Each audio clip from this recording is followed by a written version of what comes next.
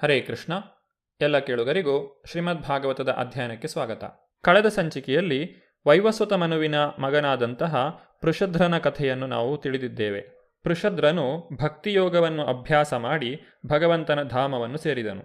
ಭಗವಾನ್ ಶ್ರೀಕೃಷ್ಣನು ಭಗವದ್ಗೀತೆಯಲ್ಲಿ ಈ ರೀತಿಯಾಗಿ ನುಡಿಯುತ್ತಾನೆ: ಜನ್ಮಕರ್ಮ ಚ ಮೇ ದಿವ್ಯಂ ಏವಂ ಯೋ ವೇತ್ತಿ ತತ್ವತಃ ತ್ಯಕ್ತ್ವಾ ದೇಹಂ ಪುನರ್ಜನ್ಮ ನೈತಿ ಮಾಮೇತಿ ಸೋರ್ಜುನ. ಹೇ ಅರ್ಜುನ, ನನ್ನ ಆವಿರ್ಭಾವ ಹಾಗೂ ಕಾರ್ಯಗಳ ಅಲೌಕಿಕತೆಯನ್ನು ತಿಳಿದಾತನು ಈ ದೇಹವನ್ನು ತ್ಯಜಿಸಿದ ಬಳಿಕ ಪುನಃ ಈ ಜಗತ್ತಿನಲ್ಲಿ ಜನ್ಮವೆತ್ತುವುದಿಲ್ಲ. ಇದಕ್ಕೆ ಬದಲಾಗಿ ನನ್ನ ಶಾಶ್ವತ ಧಾಮವನ್ನು ಪಡೆಯುತ್ತಾನೆ. ತನ್ನ ಕರ್ಮದಿಂದಾಗಿ ಪೃಷಧ್ರನು ಮುಂದಿನ ಜನ್ಮದಲ್ಲಿ ಶೂದ್ರನಾಗಿ ಹುಟ್ಟುವಂತೆ ಶಾಪಕ್ಕೊಳಗಾದನು. ದೇವೋತ್ತಮ ಪರಮಪುರುಷನಲ್ಲಿ ಮನಸ್ಸಿಟ್ಟು ಭಕ್ತಿಯ ಜೀವನವನ್ನು ನಡೆಸಿದ ಕಾರಣ ಶುದ್ಧ ಭಕ್ತನಾದನು. ಭಕ್ತಿಯ ನೆಲೆಯಲ್ಲಿ ನಿಂತುದರ ಫಲವಾಗಿ ಆಧ್ಯಾತ್ಮಿಕ ಜಗತ್ತನ್ನು ಸೇರಿದನು. ದೇವೋತ್ತಮ ಪರಮಪುರುಷನನ್ನು ನೆನೆಯುತ್ತಾ ಮಾಡಿದ ಭಕ್ತಿ ಸೇವೆಯು ಅದೆಷ್ಟು ಶಕ್ತಿಶಾಲಿಯಾಗಿತ್ತೆಂದರೆ ಶೂದ್ರನಾಗಿ ಹುಟ್ಟುವಂತೆ ಶಾಪಗ್ರಸ್ತನಾಗಿದ್ದುದನ್ನು ಕೂಡ ಆತನು ತಪ್ಪಿಸಿಕೊಂಡು ಭಗವದ್ಧಾಮಕ್ಕೆ ಮರಳಿದನು. ಬ್ರಹ್ಮ ಸಂಹಿತೆಯಲ್ಲಿ ಈ ರೀತಿಯಾಗಿ ಹೇಳಲಾಗಿದೆ: ಯಸ್ತ್ವಿಂದ್ರ ಗೋಪಮಥವೇಂದ್ರ ಮಹೋಸ್ವಕರ್ಮ ಬಂಧಾನುರೂಪ ಫಲಭಾಜನ ಮಾತನೋತಿ ಕರ್ಮಾಣಿ ನಿರ್ದಹತಿ ಕಿಂತು ಚ ಭಕ್ತಿ ಭಾಜಾಂ ಗೋವಿಂದಮಾದಿ ಪುರುಷಂ ತಮಹಂ ಭಜಾಮಿ. ಭಕ್ತಿ ಸೇವಾ ನಿರತರ ಮೇಲೆ ಅವರ ಭೌತಿಕ ಚಟುವಟಿಕೆಗಳ ಫಲಗಳು ಪರಿಣಾಮ ಬೀರುವುದಿಲ್ಲ.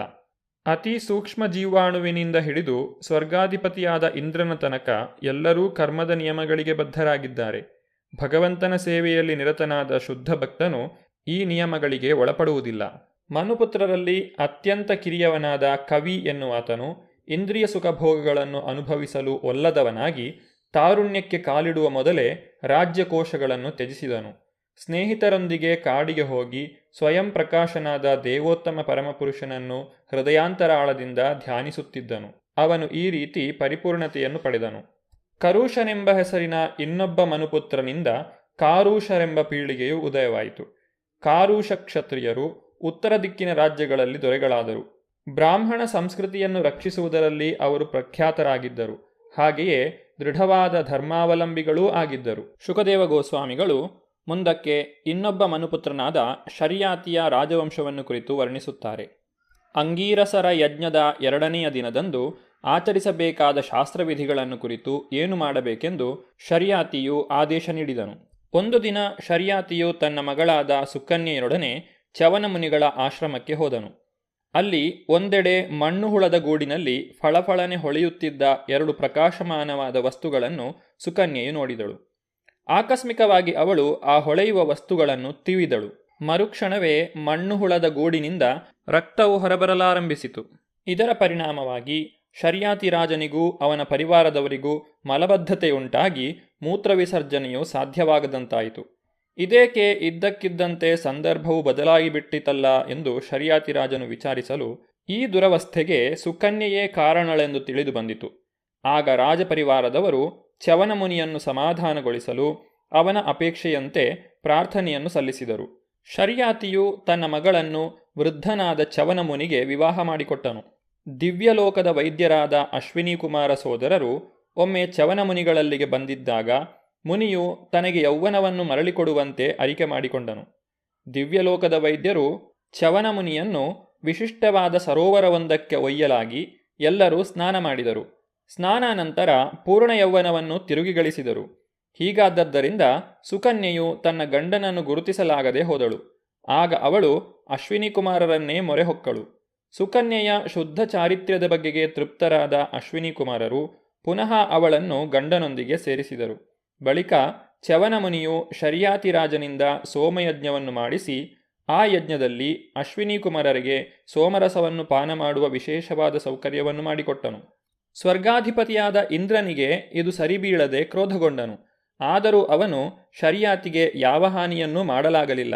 ಅಲ್ಲಿಂದ ಮುಂದೆ ಅಶ್ವಿನಿ ಕುಮಾರ ವೈದ್ಯರು ಸೋಮರಸ ಪಾನದಲ್ಲಿ ಪಾಲ್ಗೊಳ್ಳುವಂತಾಯಿತು. ಮುಂದೆ ಶರ್ಯಾತಿಗೆ ಉತ್ತಾನಬರ್ಹಿ, ಆನರ್ತ ಮತ್ತು ಭೂರಿಷೇಣ ಎಂಬ 3 ಪುತ್ರರು ಜನಿಸಿದರು. ಆನರ್ತನಿಗೆ ಒಬ್ಬ ಮಗನಿದ್ದನು. ರೇವತನೆಂಬುದು ಅವನ ಹೆಸರು. ರೇವತನಿಗೆ 100 ಜನ ಪುತ್ರರು. ಇವರಲ್ಲಿ ಕಕುದ್ಮಿಯು ಹಿರಿಯನು. ಕಕುದ್ಮಿಗೆ ರೇವತಿ ಎಂಬ ಬಹುಚಲುವಾದ ಮಗಳಿದ್ದಳು. ಆಕೆಯನ್ನು ಬಲರಾಮನಿಗೆ ಮದುವೆ ಮಾಡಿಕೊಡಬೇಕೆಂದು ಬ್ರಹ್ಮದೇವರು ಸಲಹೆ ಮಾಡಿದರು. ಇದನ್ನು ನೆರವೇರಿಸಿದ ಕಕುದ್ಮಿಯು ಸಂಸಾರದಿಂದ ನಿವೃತ್ತನಾಗಿ ತಪಶ್ಚರ್ಯೆ ವ್ರತೋಪಾಸಗಳನ್ನು ಕೈಗೊಳ್ಳಲು ಬದರಿಕಾಶ್ರಮಕ್ಕೆ ತೆರಳಿದನು. ಶುಕದೇವ ಗೋಸ್ವಾಮಿಗಳು ತಮ್ಮ ಮಾತುಗಳನ್ನು ಮುಂದುವರಿಸುತ್ತಾ, ಹೇ ಪರೀಕ್ಷಿತ ರಾಜನೇ, ಮನುವಿನ ಮತ್ತೊಬ್ಬ ಪುತ್ರನಾದ ಶರ್ಯಾತಿಯು ವೇದಜ್ಞಾನ ಸಂಪನ್ನನಾದ ಪ್ರಭುವಾಗಿದ್ದನು. ಶರ್ಯಾತಿಗೆ ಸುಕನ್ಯಾ ಎಂಬ ಮಗಳಿದ್ದಳು.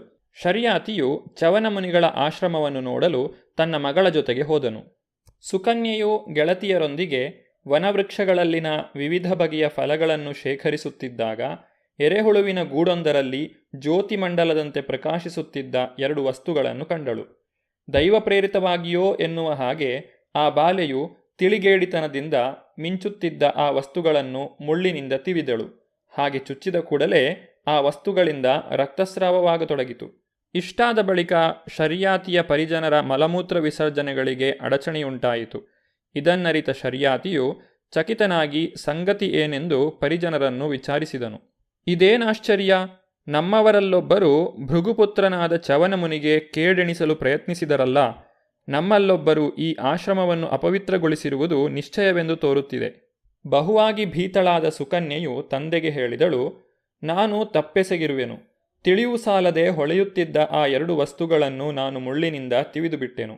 ಮಗಳು ಹೇಳಿದ್ದನ್ನು ಕೇಳಿದ ಶರ್ಯಾತಿ ರಾಜನು ಅತೀವವಾಗಿ ಭಯಪೀಡಿತನಾದನು. ಮಣ್ಣು ಹುಳುವಿನ ಗೂಡಿನಲ್ಲಿ ಕುಳಿತಿದ್ದವನು ಚವನಮುನಿಯೇ ಆಗಿದ್ದುದರಿಂದ ಅವನನ್ನು ಸಮಾಧಾನಗೊಳಿಸಲು ನಾನಾ ರೀತಿಗಳಲ್ಲಿ ಪ್ರಯತ್ನಿಸಿದನು. ಶರ್ಯಾತಿ ರಾಜನು ಆಲೋಚಿಸಿ ನೋಡಲಾಗಿ ಚವನಮುನಿಯ ಉದ್ದೇಶವೇನೆಂಬುದು ಅರ್ಥವಾಯಿತು. ತನ್ನ ಮಗಳನ್ನು ಮುನಿಗೆ ದಾನರೂಪದಲ್ಲಿ ಕೊಟ್ಟನು. ಬಹು ಕಷ್ಟಪಟ್ಟು ವಿಪತ್ತಿನಿಂದ ಪಾರಾಗಿ ಚವನಮುನಿಯ ಅಪ್ಪಣೆಯನ್ನು ಪಡೆದು ಅರಮನೆಗೆ ಮರಳಿದನು. ತಾನು ಅಜ್ಞಾನವಶಾತ್ ಅಪರಾಧ ಮಾಡಿರುವುದಾಗಿ ಮಗಳು ಹೇಳಿದ್ದನ್ನು ಕೇಳಿದ ಶರ್ಯಾತಿ ರಾಜನು ನಡೆದುದನ್ನೆಲ್ಲ ನಿಜವಾಗಿಯೂ ಚವನಮುನಿಗೆ ಅರುಹಿದನು. ಆಗ ಮುನಿಯು ರಾಜಪುತ್ರಿಗೆ ವಿವಾಹವಾಗಿರುವುದೇ ಎಂದು ವಿಚಾರಿಸಿದನು. ಈ ರೀತಿ ಶರ್ಯಾತಿ ರಾಜನಿಗೆ ಚವನಮುನಿಯ ಉದ್ದೇಶವು ಅರ್ಥವಾಯಿತು. ಕೂಡಲೇ ಮಗಳನ್ನು ಮುನಿಗೆ ದಾನ ಕೊಟ್ಟು ಶಾಪಕ್ಕೊಳಗಾಗುವ ಅಪಾಯದಿಂದ ಪಾರಾದನು. ತರುವಾಯ ಮಹಾತ್ಮನಾದ ಮುನಿಯ ಅಪ್ಪಣೆ ಪಡೆದು ಮನೆಗೆ ಹಿಂದಿರುಗಿದನು. ಚವನಮುನಿಯು ಬಹುಮುಂಗೋಪಿಯಾಗಿದ್ದನು. ಇಂತಹವನು ಸುಕನ್ಯೆಗೆ ಗಂಡನಾಗಿ ದೊರೆತದ್ದರಿಂದ ಅವಳು ಅವನ ಮನೋಗತಕ್ಕೆ ಅನುಗುಣವಾಗಿ ನಡೆದುಕೊಂಡಳು. ಅವನ ಮನಸ್ಸನ್ನರಿತು ಗಾಬರಿಗೊಳ್ಳದೆ ಸೇವೆ ಮಾಡಿದಳು. ತರುವಾಯ ಕೆಲಕಾಲ ಕಳೆದ ಮೇಲೆ ದೇವಲೋಕದ ವೈದ್ಯರಾದ ಅಶ್ವಿನಿ ಕುಮಾರ ಸೋದರರು ಚವನಮುನಿಯ ಆಶ್ರಮಕ್ಕೆ ಬಂದರು. ಚವನಮುನಿಯು ಅವರಿಗೆ ಗೌರವಪೂರ್ವಕವಾಗಿ ನಮಿಸಿ ತನಗೆ ಯೌವನವನ್ನು ನೀಡಬೇಕೆಂದು ಭಿನ್ನವಿಸಿಕೊಂಡನು. ಅಶ್ವಿನಿ ಕುಮಾರರು ಯೌವನವನ್ನು ಕೊಡಬಲ್ಲವರಾಗಿದ್ದರು. ಅಶ್ವಿನಿ ಕುಮಾರರಂತಹ ದೇವಲೋಕದ ವೈದ್ಯರು ವಯಸ್ಸಾದವರಿಗೆ ಕೂಡ ಯೌವನವನ್ನು ನೀಡಬಲ್ಲವರಾಗಿರುತ್ತಾರೆ. ನಿಜವಾಗಿಯೂ ಮಹಾಯೋಗಿಗಳು ಮೃತರಾದವರಿಗೆ ಕೂಡ ಯೋಗಶಕ್ತಿಯಿಂದ ಪುನಃ ಜೀವ ತುಂಬಬಲ್ಲವರಾಗಿರುತ್ತಾರೆ. ಮೃತನ ದೇಹ ರಚನೆಯಲ್ಲಿ ಏನೊಂದೂ ವ್ಯತ್ಯಾಸವಾಗಿರಬಾರದಷ್ಟೇ. ಬಲಿ ಮಹಾರಾಜನ ಯೋಧರಿಗೆ ಶುಕ್ರಾಚಾರ್ಯರು ಜೀವ ತುಂಬಿದ ಸಂಗತಿಯನ್ನು ಹೇಳುತ್ತಾ ಈ ವಿಷಯವನ್ನು ಈಗಾಗಲೇ ಚರ್ಚಿಸಲಾಗಿದೆ. ಆಧುನಿಕ ವಿಜ್ಞಾನವು ಮೃತದೇಹವನ್ನು ಪುನಃ ಜೀವಂತ ಸ್ಥಿತಿಗೆ ತರುವುದು ಹೇಗೆ ಎಂಬುದನ್ನು ಇನ್ನೂ ಕಂಡುಹಿಡಿದಿಲ್ಲ. ಗಳಿತವಾದ ಶರೀರವನ್ನು ಯೌವನದ ಸ್ಥಿತಿಗೆ ತರುವುದನ್ನು ಕಂಡುಹಿಡಿದಿಲ್ಲ. ವೇದಗಳಲ್ಲಿನ ವಿಷಯಜ್ಞಾನವನ್ನು ಅಭ್ಯಾಸ ಮಾಡಿದಲ್ಲಿ ಇಂತಹ ಚಿಕಿತ್ಸಾಕ್ರಮವು ಸಾಧ್ಯವೆಂಬುದು ಇಲ್ಲಿ ತಿಳಿದುಬರುತ್ತದೆ. ಧನ್ವಂತರಿಯಂತೆ ಅಶ್ವಿನಿ ಕುಮಾರರು ಆಯುರ್ವೇದದಲ್ಲಿ ಪರಿಣತರಾಗಿದ್ದರು. ಭೌತಿಕ ವಿಜ್ಞಾನದ ಎಲ್ಲ ಶಾಖೆಗಳು ಪರಿಪೂರ್ಣತೆಯನ್ನು ಇನ್ನೂ ಗಳಿಸಬೇಕಾಗಿದೆ. ಪರಿಪೂರ್ಣತೆ ಗಳಿಸಬೇಕಾದರೆ ವ್ಯಕ್ತಿಯು ವೇದ ಸಾಹಿತ್ಯದ ನೆರವು ಪಡೆಯಬೇಕು. ಭಗವಂತನ ಭಕ್ತನಾಗುವುದು ಪರಮೋನ್ನತವಾದ ಪರಿಪೂರ್ಣತೆ. ಇದನ್ನು ಗಳಿಸಬೇಕಾದರೆ ವೇದವೆಂಬ ಅಪೇಕ್ಷಾತರುವಿನ ಫಲರಸವೆಂದು ಪ್ರಸಿದ್ಧಿ ಪಡೆದ ಶ್ರೀಮದ್ ಭಾಗವತವನ್ನು ಆಶ್ರಯಿಸಬೇಕು.